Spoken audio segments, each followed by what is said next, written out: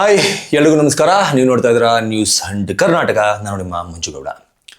ಸಂಗೀತ, ತಮಿಳಿನ ನಟ, super star ನಟ ತಳಪತಿ ವಿಜಯ್ ಏನಿದ್ದಾರೆ, ಇವರ ಅಪ್ಪಟ ಅಭಿಮಾನಿ. 1996ರಲ್ಲಿ ಇದೇ ತಳಪತಿ ವಿಜಯ್ ಅವರ ಅಭಿನಯದ ಪೂವೆ ಉನಕ್ಕ ಎನ್ನೋ ಒಂದು ಸಿನಿಮಾ ರಿಲೀಸ್ ಆಗುತ್ತೆ. ಆ ಸಿನಿಮಾ ರಿಲೀಸ್ ಆದಮೇಲೆ ಅದು ಸೂಪರ್ ಡ್ಯೂಪರ್ ಹಿಟ್ ಆಗುತ್ತೆ. ಇದೇ ಸಮಯದಲ್ಲಿ ಅಂದರೆ 1996ರ ಸಮಯದಲ್ಲಿ ಲಂಡನ್ನಲ್ಲಿ ಇದ್ದಂತಹ ಸಂಗೀತ ಇಂಡಿಯಾಗೆ ಬಂದಿರ್ತಾರೆ. ಇವರು ನಾನು ಮೊದಲೇ ಹೇಳ್ದಂಗೆ ವಿಜಯ್ ಅವರ ಅಪ್ಪಟ ಅಭಿಮಾನಿ. ವಿಜಯ್ ಅವರ ಚಿತ್ರಗಳು, ಅವರ ನಟನೆ, ಅವರ ಡ್ಯಾನ್ಸ್ ಇವೆಲ್ಲವೂ ಕೂಡ ಇವರಿಗೆ ಬಹಳ ಅಂದರೆ ಬಹಳ ಇಷ್ಟ ಆಗಿರುತ್ತೆ. ಇದೇ ಕಾರಣಕ್ಕೆ ಇವರು ಅವರ ಅಪ್ಪಟ ಅಭಿಮಾನಿಯಾಗಿರ್ತಾರೆ. ಹೀಗೆ 1996ರಲ್ಲಿ ಲಂಡನ್ನಿಂದ ಇಂಡಿಯಾಗೆ ಬಂದಂತಹ ಸಂಗೀತ ವಿಜಯ್ ಅವರನ್ನು ಒಮ್ಮೆ ಭೇಟಿ ಮಾಡ್ತಾರೆ. ಒಬ್ಬ ಫ್ಯಾನ್ ಒಬ್ಬ ನಟನನ್ನು ಭೇಟಿ ಮಾಡಿದಾಗ ಹೆಂಗಿರುತ್ತೆ, ಏನು ಕಾನ್ವರ್ಸೇಷನ್ ಆಗಿರ್ಬೋದು, ಇಮ್ಯಾಜಿನ್ ಮಾಡ್ಕೋಬೋದು. ಸೊ ಈ ರೀತಿ ಮೊದಲ ಬಾರಿಗೆ ವಿಜಯ್ ಅವರನ್ನ ಭೇಟಿಯಾದಂತಹ ಈ ಸಂಗೀತ, ಅವರ ಮಾತು, ಅವರ ನಡವಳಿಕೆ, ಅವರು ಇವರನ್ನ ನಡೆಸ್ಕೊಂಡಂತಹ ರೀತಿ ನೋಡಿ ಅವ್ರ ಮೇಲೆ ಒಂದು ಕ್ರಶ್ ಅಥವಾ ಲವ್ ಆಗುತ್ತೆ ಅಂತಲೇ ಹೇಳ್ಬೋದು. ಸೊ ಈ ರೀತಿ ಪದೇ ಪದೇ ಇವರು ಮೀಟ್ ಮಾಡೋದಕ್ಕೆ ಸ್ಟಾರ್ಟ್ ಮಾಡ್ತಾರೆ. ಇಬ್ಬರ ನಡುವೆ ಒಂದು ಸ್ಟ್ರಾಂಗ್ ಬಾಂಡಿಂಗ್ ಬಿಲ್ಡ್ ಆಗುತ್ತೆ. ಇಬ್ರು ಒಬ್ರಿಗೊಬ್ರು ಅರ್ಥ ಮಾಡ್ಕೋತಾರೆ. ಸೊ 1999 ಅಂದರೆ ಪರಿಚಯ ಆಗಿ 3 ವರ್ಷಗಳ ನಂತರ ನಾವಿಬ್ರು ಮದುವೆ ಆಗಬೇಕು ಅಂತ ನಿರ್ಧಾರ ಮಾಡ್ತಾರೆ. ಹೀಗೆ 1999ರಲ್ಲಿ ಹಿಂದೂ ಹಾಗೂ ಕ್ರಿಶ್ಚಿಯನ್ ಎರಡೂ ಸಂಪ್ರದಾಯದಂತೆ ಅದ್ದೂರಿಯಾಗಿ ಇವರಿಬ್ಬರ ಮದುವೆ ನಡೆಯುತ್ತೆ. ಎಲ್ರಿಗೂ ಕೂಡ ಅಂದರೆ ಸಾಕಷ್ಟು ಜನರಿಗೆ ಗೊತ್ತಿರಲಿಕ್ಕಿಲ್ಲ, ವಿಜಯ್ ಅವರು ಕನ್ವರ್ಟೆಡ್ ಕ್ರಿಶ್ಚಿಯನ್. ಸೊ ಹಾಗಾಗಿ ಅವರ ಸಂಪ್ರದಾಯ ಹಾಗೂ ಹಿಂದೂ ಹೆಣ್ಣು ಮಗಳಾಗಿರುವಂತಹ ಸಂಗೀತ ಅವರ ಸಂಪ್ರದಾಯದ ಪ್ರಕಾರ, ಎರಡೂ ಸಂಪ್ರದಾಯದ ಪ್ರಕಾರ ಆ ಮದುವೆ ನಡೆದಿರುತ್ತೆ. ಅದು ಅದ್ದೂರಿಯಾಗಿ ನಡೆದಿರುತ್ತೆ. ಸಾಕಷ್ಟು ಜನ ಸಿನಿಮಾದ ಗಣ್ಯರು ಈ ಒಂದು ಮದುವೆಗೆ ಸಾಕ್ಷಿಯಾಗಿರ್ತಾರೆ. ಸೊ ಇವರ ಈ ಪ್ರೀತಿಯ ಫಲವಾಗಿ ಇಬ್ಬರು ಮಕ್ಕಳಿದ್ದಾರೆ ಅವರಿಗೆ. ಒಬ್ಬರ ಹೆಸರು ಸಂಜಯ್, ಇನ್ನೊಬ್ಬರು ದಿವ್ಯಾ. ಈ ಇಬ್ಬರು ಮಕ್ಕಳು ಇದೀಗ ಎದೆಯ ಎತ್ತರಕ್ಕೆ ಬೆಳೆದು ನಿಂತಿದ್ದಾರೆ.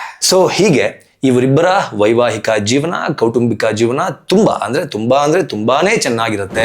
ತಮಿಳಿನ ಸ್ಟಾರ್ ದಂಪತಿಗಳಲ್ಲಿ ಇವರು ಕೂಡ ಗುರುತಿಸ್ಕೊಂಡಿರ್ತಾರೆ. ಬದುಕಿದ್ರೆ ಇವ್ರ ರೀತಿ ಬದುಕಬೇಕು, ಇದ್ರೆ ಈ ರೀತಿ ಇರಬೇಕು. ಒಬ್ಬ ಅಭಿಮಾನಿಯನ್ನ ಕೈ ಹಿಡಿದಂತಹ ಸ್ಟಾರ್ ನಟ ಎಂಬ ಹೆಗ್ಗಳಿಕೆಗೆ ವಿಜಯ್ ಅವರು ಕೂಡ ಪಾತ್ರರಾಗಿರ್ತಾರೆ. ಹಾಗೂ ಇವರಿಬ್ಬರು ಸಾಕಷ್ಟು ಜನರಿಗೆ ರೋಲ್ ಮಾಡೆಲ್ನ ರೀತಿಯಲ್ಲಿ ನಿನ್ನೆಯವರೆಗೂ ಕಾಣಿಸ್ಕೊಂಡಿದ್ರು ಅಂತಂದ್ರೆ ತಪ್ಪಾಗಲ್ಲ. ಯಾಕೆ ನಿನ್ನೆವರೆಗೂ ಮಾತ್ರ ರೋಲ್ ಮಾಡೆಲ್ ಆಗಿದ್ರ, ಇವತ್ತು ರೋಲ್ ಮಾಡೆಲ್ ಆಗಿಲ್ವಾ ಅಂತ ನೀವು ಕೇಳ್ಬೋದು.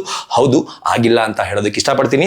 ಯಾಕಪ್ಪ ಅಂತಂದ್ರೆ ಇದೇ ಸಂಗೀತ, ವಿಜಯ್ ಅವರ ಪತ್ನಿ ಸಂಗೀತ, ವಿವಾಹ ಕಾಯ್ದೆಯ ಸೆಕ್ಷನ್ 27/1A ಅಡಿಯಲ್ಲಿ ಇದೀಗ ವಿಚ್ಛೇದನಕ್ಕೆ ಅರ್ಜಿಯನ್ನ ಸಲ್ಲಿಸಿದ್ದಾರೆ. ಈ ಒಂದು ಗುಸುಗುಸು ಇವರಿಬ್ರು ಒಟ್ಟಿಗಿಲ್ಲ, ಇನ್ನೇನು ಇವರಿಬ್ರು ಡಿವೋರ್ಸ್ ತಗೋತಾರೆ, ವಿಜಯ್ ಅವರು ಅವರ ಪತ್ನಿಯನ್ನ ಚೆನ್ನಾಗಿ ನೋಡ್ಕೊಳ್ತಾ ಇಲ್ಲ, ಸಾಕಷ್ಟು ತರಹದ ರೂಮರ್ಗಳು ಸಾಕಷ್ಟು ದಿನಗಳಿಂದ ಕೇಳಿ ಬಂದಿತ್ತು.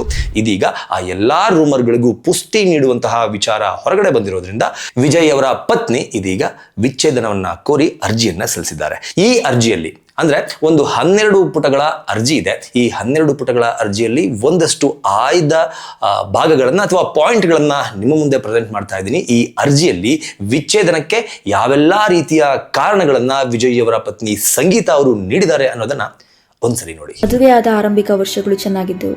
2021ರಲ್ಲಿ ನಮ್ಮ ವೈಯಕ್ತಿಕ ಬದುಕಿನಲ್ಲಿ ಬಿರುಗಾಳಿ ಎದುರಾಯಿತು. ಆ ನಟಿಯ ಜೊತೆ ನನ್ನ ಪತಿಯ ಅಕ್ರಮ ಸಂಬಂಧದ ಸುದ್ದಿ ಕೇಳಿ ನನಗೆ ಆಘಾತವಾಯಿತು. ಈ ಸಮಸ್ಯೆಯನ್ನು 4 ಗೋಡೆಗಳ ನಡುವೆ ಬಗೆಹರಿಸಬೇಕು ಅಂತ ಸಾಕಷ್ಟು ಪ್ರಯತ್ನ ಮಾಡಿದೆ.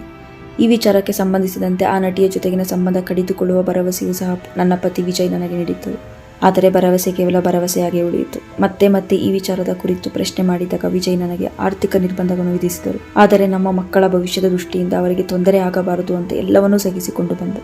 ವಿಚ್ಛೇದನ ಪ್ರಕ್ರಿಯೆಯನ್ನು ನಾನು ಮುಂದೂಡುತ್ತಲೇ ಬಂದೆ. ಆದರೆ ನನ್ನ ಪತಿ ವಿಜಯ್ ನನ್ನ ಮಾತುಗಳಿಗೆ ಮತ್ತು ನನ್ನ ಭಾವನೆಗಳಿಗೆ ಯಾವತ್ತೂ ಬೆಲೆ ಕೊಡಲಿಲ್ಲ. ಆ ನಟಿಯ ಜೊತೆ ಎಲ್ಲೆಂದರಲ್ಲಿ ಕಾಣಿಸಿಕೊಂಡರು. ಆಕೆಯ ಜೊತೆ ವಿದೇಶ ಪ್ರವಾಸ ಕೂಡ ಹೋಗಿದ್ದರು. ಅವರಿಬ್ಬರ ಫೋಟೋಗಳು ಸೋಷಿಯಲ್ ಮೀಡಿಯಾ ತುಂಬಾ ಹರಿದಾಡಿದರೂ ಕೂಡ ಅದರ ಬಗ್ಗೆ ವಿಜಯ್ ಒಂದು ಮಾತನ್ನೂ ಆಡಲಿಲ್ಲ. ಇದೆಲ್ಲದರಿಂದ ನನಗೆ ಮತ್ತು ನನ್ನ ಮಕ್ಕಳಿಗೆ ಸಮಾಜದಲ್ಲಿ ದೊಡ್ಡ ರೀತಿಯ ಮುಜುಗರ ಮತ್ತು ಅವಮಾನ ಆಗಿದೆ. ಇದಕ್ಕೂ ಮುನ್ನ 2 ಬಾರಿ ಮಾತುಕತೆ ಮಾಡಲು ಮುಂದಾದಾಗೂ ಕೂಡ ವಿಜಯ್ ಕ್ಯಾರೆ ಎನ್ನಲಿಲ್ಲ.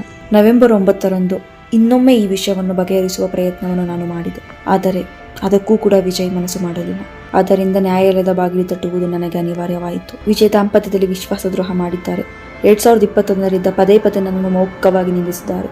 ಇನ್ನು ಕೋರ್ಟ್ನಲ್ಲಿ ಅನಿವಾರ್ಯ ಮತ್ತು ಅವಶ್ಯಕತೆ ಇದ್ದಲ್ಲಿ ವಿಜಯ್ ಮತ್ತು ಆ ನಟಿಯ ನಡುವಿನ ಅಕ್ರಮ ಸಂಬಂಧಕ್ಕೆ ಪುರಾವೆಗಳನ್ನು ಬಹಿರಂಗಗೊಳಿಸಲು ಸಿದ್ಧಳಿದ್ದೇನೆ. ದಯವಿಟ್ಟು ಈ ಪ್ರಕರಣದ ವಿಚಾರವನ್ನು ಖಾಸಗಿಯಾಗಿ ನಡೆಸಬೇಕು ಅಂತ ಕೇಳಿಕೊಳ್ಳುತ್ತೇನೆ. ಸೊ ಇಡೀ ಈ ಲೆಟರ್ನಲ್ಲಿ ಸಾಕಷ್ಟು ಅಂಶಗಳನ್ನ ಉಲ್ಲೇಖಿಸಿದ್ದಾರೆ. ಆದ್ರೆ ಆ ಅರ್ಜಿಯಲ್ಲಿ ಎಲ್ಲೂ ಕೂಡ ಆ ನಟಿ ಯಾರು ಅನ್ನೋದನ್ನ ಸಂಗೀತ ಅವರು ಪ್ರಸ್ತಾಪ ಮಾಡಿಲ್ಲ. ಆದರೆ ಆ ಅರ್ಜಿಯ ಕೊನೆಯಲ್ಲಿ ಕೋರ್ಟ್ ಏನಾದರೂ ಇದಕ್ಕೆ ಅಂದರೆ ನಾನು ಏನು ಆರೋಪ ಮಾಡ್ತಾ ಇದ್ದೀನಿ, ಈ ನಟಿಯಿಂದ ನನ್ನ ವೈಯಕ್ತಿಕ ಜೀವನ ಹಾಳಾಯಿತು, ಇವರಿಬ್ಬರ ನಡುವೆ ಅಕ್ರಮ ಸಂಬಂಧ ಇದೆ ಅನ್ನೋದಕ್ಕೆ ನನ್ನ ಬಳಿ ಸಾಕಷ್ಟು ಪುರಾವೆಗಳಿದೆ, ಅದನ್ನು ದಯವಿಟ್ಟು ತೆರೆದ ಕೋರ್ಟ್ನಲ್ಲಿ ಬೇಡ, ಪರ್ಸನಲ್ ಕೋರ್ಟ್ನಲ್ಲಿ ಇದನ್ನ ಈ ಒಂದು ಕೇಸನ್ನ ವಿಚಾರಣೆಯನ್ನ ನಡೆಸಬೇಕು. ಅದಕ್ಕೆ ಬೇಕಾದಂತಹ ಸಾಕ್ಷಿ, ಆಧಾರ, ಪುರಾವೆ ಎಲ್ಲವೂ ಕೂಡ ನನ್ನ ಬಳಿ ಇದೆ, ಅದನ್ನ ನಾನು ಕೋರ್ಟ್ಗೆ ಕೊಡ್ತೀನಿ ಅಂತ ಅರ್ಜಿಯ ಕೊನೆಯಲ್ಲಿ ಇವರು ಅಂದ್ರೆ ಸಂಗೀತ ಹೇಳ್ಕೊಂಡಿದ್ದಾರೆ. ಸೊ ಈ ರೀತಿ ಚರ್ಚೆ ಜೋರಾಗ್ತಾ ಇರುವಂತಹ ಈ ಸಂದರ್ಭದಲ್ಲಿ ಸಾಕಷ್ಟು ಜನ ಅಂದ್ರೆ ಅಫಿಷಿಯಲ್ ಆಗಿ ಎಲ್ಲೂ ಸಹ ಆ ನಟಿಯ ಹೆಸರನ್ನ ಈ ಕುಟುಂಬಸ್ಥರು ವಿಜಯ್ ಅಥವಾ ವಿಜಯ್ ಪತ್ನಿ ಎಲ್ಲೂ ಹೇಳದೇ ಇರಬಹುದು. ಆದರೆ ಸೋಷಿಯಲ್ ಮೀಡಿಯಾದಲ್ಲಿ ಆ ನಟಿ ಯಾರು ಅನ್ನೋದನ್ನ ಬೇರೆ ಯಾರು ಅಲ್ಲ, ಸ್ವತಃ ವಿಜಯ್ ಅವರ ಫ್ಯಾನ್ಸೇ ಕ್ಲಾಸ್ ತೆಗೆದುಕೊಳ್ಳೋದ್ರ ಮೂಲಕ ಹ್ಯಾಶ್ಟ್ಯಾಗ್ಗಳನ್ನ ಟ್ರೆಂಡ್ ಮಾಡುವ ಮೂಲಕ ಒಂದಷ್ಟು ಹಲ್ಚಲನ್ನ ಸೃಷ್ಟಿ ಮಾಡ್ತಾ ಇದ್ದಾರೆ ಅಂತಂದ್ರೆ ತಪ್ಪಾಗಲ್ಲ. ಆ ನಟಿ ತ್ರಿಷಾ ಟ್ವಿಟರ್ನಲ್ಲಿ ರೈಟ್ ನೌ ಈ ಒಂದು ವಿಚಾರ ಸಾಕಷ್ಟು ಚರ್ಚೆಗೆ ಕಾರಣ ಆಗ್ತಾ ಇದೆ. ಸ್ವತಃ ವಿಜಯ್ ಅವರ ಅಭಿಮಾನಿಗಳೇ ವಿಜಯ್ ಅವರ ಮೇಲೆ ಕೋಪ ಮಾಡಿಕೊಂಡಿದ್ದಾರೆ, ತ್ರಿಷಾ ಅವರ ಮೇಲೆ ತಿರುಗಿ ಬಿದ್ದಿದ್ದಾರೆ. ಇವಾಗ ನಿಮಗೆ ಖುಷಿ ಸಿಗ್ತಾ, ಒಂದು ಸಂಸಾರವನ್ನ ಹಾಳು ಮಾಡಿದ್ದ ನೆಮ್ಮದಿ ಸಿಗ್ತಾ ಎನ್ನುವ ಅರ್ಥದಲ್ಲಿ ಟ್ವಿಟರ್ನಲ್ಲಿ ಹಾಗೂ ಸೋಷಿಯಲ್ ಮೀಡಿಯಾಗಳಲ್ಲಿ ತ್ರಿಷಾ ಅವರ ವಿರುದ್ಧ ವಿಜಯ್ ಅವರ ಅಭಿಮಾನಿಗಳು ಕೆಂಡ ಕಾರೋದಕ್ಕೆ ಶುರು ಮಾಡಿದ್ದಾರೆ. ಇಲ್ಲಿ ಒಂದು ಅಂಶವನ್ನ ನೀವು ಗಮನಿಸಲೇಬೇಕು. 2021ರಿಂದ ಈ ರೀತಿಯ ಒಂದು ಘಟನೆಗಳು ನಡೀತಾ ಇದೆ. ಇವರ ಜೀವನದಲ್ಲಿ ಸಾಕಷ್ಟು ಬಾರಿ ಕುಳಿತುಕೊಂಡು ಮಾತನಾಡೋದಕ್ಕೆ ಪ್ರಯತ್ನ ಪಟ್ಟರು, ಇದನ್ನ ಸರಿ ಮಾಡೋದಕ್ಕೆ ಪ್ರಯತ್ನ ಪಟ್ಟರು, ಸರಿ ಹೋಗಿಲ್ಲ. ಆದ್ರೆ ವಿಜಯ್ ಅವರು ಮಾತನ್ನ ಕೊಟ್ಟಿರ್ತಾರಂತೆ 2021ರಲ್ಲಿ ಇನ್ನು ಮುಂದೆ ನಾನು ಆ ನಟಿಯ ಸಹವಾಸಕ್ಕೆ ಹೋಗಲ್ಲ, ಆ ನಟಿಯ ಸಹವಾಸವನ್ನ ನಾನು ಬಿಟ್ಟು ಮೊದಲು ಹೇಗಿದ್ದೆ ಹಾಗೆ ಇರ್ತೀನಿ ಅಂತ ಪ್ರಾಮಿಸ್ ಅನ್ನ ಮಾಡಿರ್ತಾರಂತೆ. ಆದ್ರೆ ಅದು ಕೂಡ ಆಗ್ಲಿಲ್ಲ. ಎಲ್ರಿಗೂ ಕೂಡ ನೆನಪಿರ್ಬೋದು, ಲಿಯೋ ಎನ್ನುವ ಒಂದು ಸಿನಿಮಾ ರಿಲೀಸ್ ಆಗುತ್ತೆ. ಆ ಸಿನಿಮಾದಲ್ಲೂ ಸಹ ತ್ರಿಷಾ ಅವರು ವಿಜಯ್ ಅವರ ಜೊತೆಗೆ ಪತ್ನಿಯ ಪಾತ್ರದಲ್ಲಿ ಲೀಡ್ ರೋಲ್ ನಲ್ಲಿ ಹೀರೋಯಿನ್ ಆಗಿ ಕಾಣಿಸ್ಕೊಂಡಿರ್ತಾರೆ.